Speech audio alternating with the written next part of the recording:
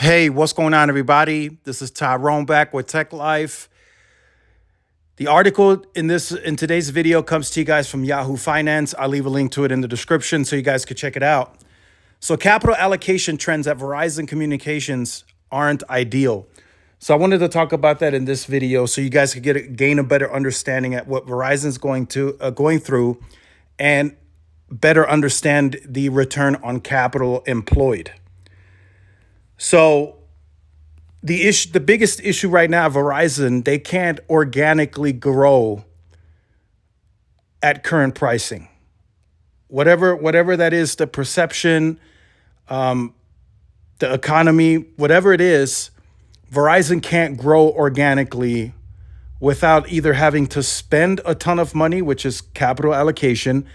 That's called acquisition cost. They have to spend a ton of money to acquire the customer, or they simply just can't grow. And we've seen that happen over and over again. Q1, Q2, Q3 of last year, they did not grow. They lost customers. And then in Q4, they had to spend a crazy amount of acquisition cost to grow the company. And it looks like the trend is heading that way again. Q1, they lost. Q2, they probably will lose again. And in Q3, they will probably lose again. And then they will spend a ton of money in Q4 to try and grow positive. So one thing that's also still weighing Verizon down is its debt and then the return on investment that they made on C-band. Not only did they acquire the C-band, but they also spend additional dollars, billions, to clear the spectrum early in the top 77 PEAs. They still have yet to see a return on that investment and will likely take years for them to see a return on that investment. They just recently broke out at the quarterly earnings revenue that they're taking in from FWA. I think it was like 450 million. Once they're all set and done growing that business, it will probably be in the single digit billions of revenue that brings in. I would say probably about 2 to 3 billion annually, but they still have to make more to justify a return on investment. That's why the capital allocation trends aren't necessarily ideal at Verizon, because they're spending still 17 to 17.5 billion annually. So the network is still being invested in. That's clear as day. But yet they really aren't pushing the numbers as high as they could possibly go because they aren't growing organically. So what did they have to revert back to? They got to raise price. And they have to, in order for them to grow the service revenue at a 3.5%, they have to raise price because they're not growing. So that's the problem. So how does Verizon fix the problem? I would say they have to be innovative this go around, and they have to be at the forefront of something. Even if it's a significant price drop, like, hey, look, we're going to drop prices to grow the company. Of course, they have to get the board on board with that, the board of directors. But something, maybe they have to be the next Un-carrier, whatever it's going to take for them to grow, they have to do it. But Verizon has been taking more of a balanced approach, right? They want to do 70, 80% volume, 20% volume, maybe 80% price. However that's broken down between Hans and Sampath. They're trying to strike a balance, but it has yet to work. The My Plan has already been in rotation for some time now. I think we already approached the 1-year anniversary of that plan, if I'm not mistaken, and it really hasn't driven anything of significance into the base. If they could maintain a growth each quarter of 200,000 to 300,000 as it stands, right? Everything, the My Plan, the pricing, everything, then I would say, okay, that's fine, right? And I think the market would also speak differently of Verizon. But they aren't growing. They're still saying, even after years of trying, that they're in the early innings of the postpaid and prepaid turnaround. They have been trying to turn this around since the Ronan Dunn days, for those of you who remember. Then he got let go. Then they brought in Manon. She really wasn't there very long. She couldn't make a drastic change. Then Hans was running the consumer business for I think 7-8 months before appointing Sampath. And now that Sampath has been in there for a couple of months, maybe it's already his 1-year anniversary. Time's kind of moving fast. He hasn't really done much.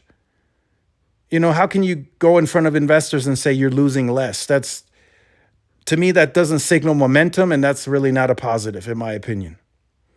A company of that size and scale, they need to turn it around like this, right? Like the Sprint and T-Mobile days, that's understandable.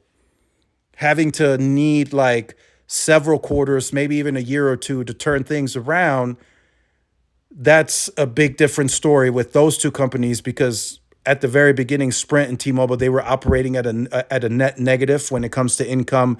They weren't investing. They didn't have the networks to back up anything. They didn't have a marketing budget of much. So that's understandable. But Verizon, being the size of company that they are, and the big network that they have, the amount of money that they can invest in anything, marketing, network-wise, it should not take them more but a quarter or two to turn things around. So that tells me they don't have an effective strategy, and if they do, it's not getting approved. So if they went in front of the board and said, hey, look, let's drop pricing a little bit. Let's try to include more corporate discounts. Let's try to do some free lines. It probably didn't even go past Hans's desk, right? It got to Hans's desk and he didn't approve it because he knows what the board wants. He's part of the board of directors. And quarter after quarter, if they're going to keep taking losses and losing share at a national scale, that's going to be a problem, especially if Dish ever gets off the ground just a little bit. That's another competitor that's going to be disruptive that Verizon has to worry about. And Verizon is not in a positive momentum position right now, in my opinion, for them to really just sit there and let things come as they go. That's kind of what Verizon is doing. They're going with the flow. They need to be the ones to take charge. They need to be innovative. They need to be the ones coming out doing a move like, okay, we'll pay off your phone and we'll do 2-year, 24-month financing only, no more 36 months. They need to be the ones to come out at the forefront and unveil something innovative. It can't be Spectrum, because Spectrum is now doing phone buyouts. They're doing anytime upgrades. They're being more innovative and trying to be competitive.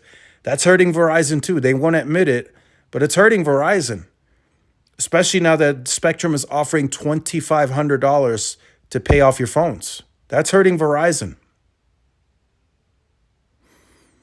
So again, Verizon has work to do. According to them, in their language, they're still in the early innings, which, in my opinion, I just can't take that as an excuse or whatever, because it's time. They have the money, they have the size and scale of network. They can change their marketing drastically at any moment, and none of it is working. None of it has worked whatsoever, in my opinion.